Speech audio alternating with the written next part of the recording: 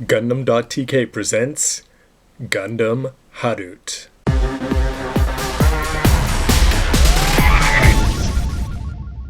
What's up, Robert184, Gundam.tk, continuing my look at the high-grade Harute. Don't forget to check out the earlier parts for the deboxing and the parts, but now it's to turn this pile into something that looks more like that.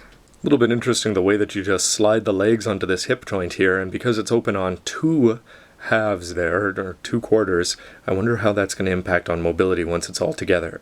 Drop the shoulders down into the socket here, add the abs, and then drop the chest into place, and as he comes around you have the high-grade 1/144th Harute. And, well, my first impression is just one simple thing, and that's spiky. And that just comes from the fact that he's got the G Gundam horns on his head and the shoulders going off. The legs and the chest protrude out, and they've got these things here. So pretty much, I wouldn't say that it's very cool by itself as a Gundam, but of course once we add all the weapons and the fact that he has a jet strapped to his back, we'll probably change him quite a bit.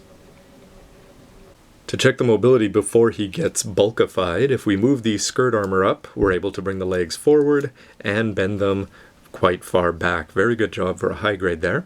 Now, off to the side, there's no side armor, so really nothing to get in the way, except for the fact that this mount mechanism, it's not going to get out any further than that. The ankles are able to move, as you saw before in the parts part, and because this moves here, you can put them down and get a pretty cool effect, but they're not going to have that much mobility, so with the weight on the back, wonder if that'll be a problem. The waist, is able to go around. There goes some front side skirt. And the shoulders, you're not going to be able to get a round effect very well because it's got the head, of course, in the way. But then again, you're able to bring them up pretty far forward, no problems with that, and I wonder if that's going to help keep the relative weight of those weapons up in the air. The elbows are going to bend like this, and the wrists bring them up like that. So not too bad overall, pretty good for a high grade. To add on this, you're just going to pop down the missile container here, and then swing this cockpit-looking part back, and then slide these out, and then we'll just attach this on here at the back.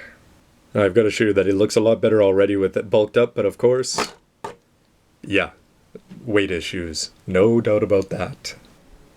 And after a few minutes of fiddling around with his center of gravity, all of a sudden the Harute looks a lot bigger. And, that certainly adds to the spikiness and effect in one sense, but he just fills out quite well, and I think that this looks like the Gundam that I saw in the movie. Now, the only problem is, I'm going to talk about this in a second, is just everything gets in the way of everything.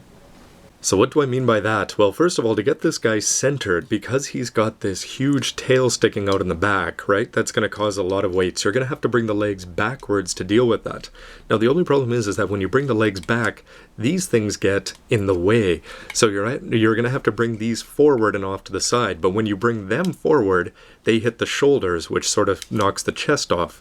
So anyway, it's going to take you a lot of fiddling around before you get this into a position that you're going to be happy with, and don't expect to stand up too long if you've got something that looks really cool, because it's probably knocking it out of place somewhere else. It's not all bad though, as you are able to get him into quite a few positions, but if you want to have those archer parts angled out at an interesting angle, that's when you're going to start to get more and more problems. And you may notice that he's leaning back. That's just because he has, so far, incredibly weak ankles down here, and these are not doing a very good job of keeping him in place. And of course, the overall design doesn't necessarily help very much. At least he's not going to tumble all the way over. For height and size comparison, here you can see that the Harute is a beast once he's weaponized. And something to be careful of is that the legs can go in and out depending on whether he's transformed or not. So of course you can add more height in mobile suit mode by having those extended, which I don't have in a few of the other shots that you'll see. Anyway, here he is next to the Exia, but big and tall. They say he's got a height of only 19 meters, but this model makes him look a little bit bigger. And here he is next to his 1/100th predecessor, Bandai. Master Grade 00 Quanta? Awesome. Hope we get all four. Once you add the weapons though, this is when Harute starts to get ridiculously awesome. And of course this is going to help a little bit with the weight issues, because when you add that much weight to the arms, it's going to pull him forward a little bit. And of course, trying to do different poses instead of just standing straight, you're able to find a variety of different positions to keep the legs in that are keeping him balanced more often than not. But that is a pretty cool effect, but you know that he's meant to be up in the air. So a 1/144th action base here, and if you just add this onto the top, and it's cool, in the waist section there's a little panel that you slide it over, pop it open, and bang, you can launch him up in the air for a much cooler set of poses. Now here he is in the air in a full sort of that similar full blast mode that you just saw, but the only problem is the waist section then, when you fully extend the arms, the waist is going to fall forward more often than not. And like in the movie, I don't know what else to say about this guy other than the fact that he is a beast when it comes to bulk and weapons sticking out all over the place. When you put this into sword mode, and I should pop this orange part in here, anyway, you'll notice that one of the problems that comes into effect is just the fact that this white part here at the bottom protrudes just a little bit too far. But of course you can solve that by moving up the wrist there, but that's something that I think they could have solved by just making that part at the bottom a little bit shorter. Something else to add is that these 45-degree angles, the arms come up and they're not falling down, but you can see the chest collapse a little bit there.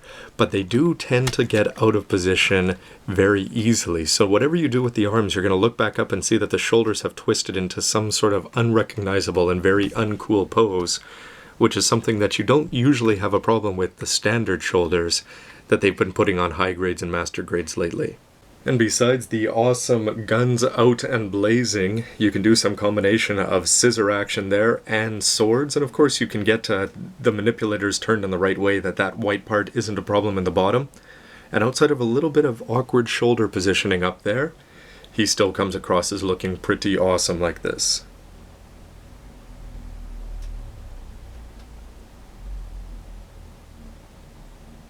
That wraps up my look at the mobile suit, but don't forget to stay tuned for my final review, and before that, the transformation. Anyway, as always, Robert184, let me know what you think of both the mobile suit and the model itself with a comment down below. Love to hear from you. Stay tuned for the next part, everybody. See ya. I'm such a huge fan of these weapons, it's unfortunate that I can't make them backwards compatible without breaking the manipulators here.